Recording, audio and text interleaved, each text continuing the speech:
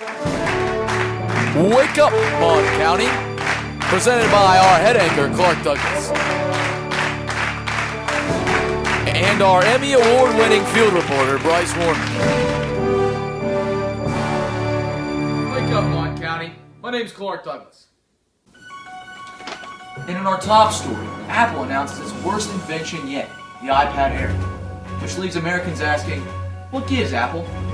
Essentially, it's 20% thinner than the iPad mini, which to me means I'm 20% more likely to cry like a little girl when I drop it on the ground and it shatters.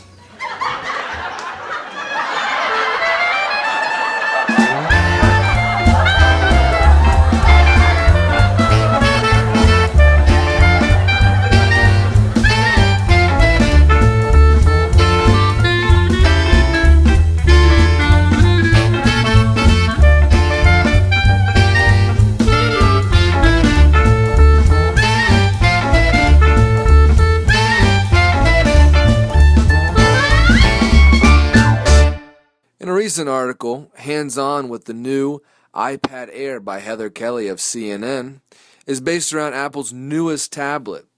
The article goes over a few new features the tablet has to offer, such as the new physical appearance that is lighter and slimmer, and the new 64-bit A7 processor. It then also goes into mention the numerous things that Apple did not add to this tablet, such as it didn't add the fingerprint scanner or the new camera upgrade that the iPhone 5S comes with. Thank you, Bryce. Apple's hoping that the hedonic theory or pleasure principle will come into play this Christmas when shoppers are looking for the newest tech gadget. This theory basically states that consumers are more pleasure-driven with their purchases rather than practical or useful. Need for cognition refers to the degree to which consumers enjoy engaging in effortful cognitive information processing.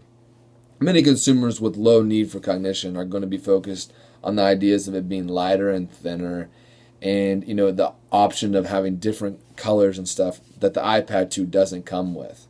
These consumers are not considering the new A7 chip that many consumers, with high need for cognition would be considering before purchasing. In the studio today is Bryce Warner here to talk about the iPad Air with me. How you doing, Bryce? Good. How are you doing, Clark? Pretty good.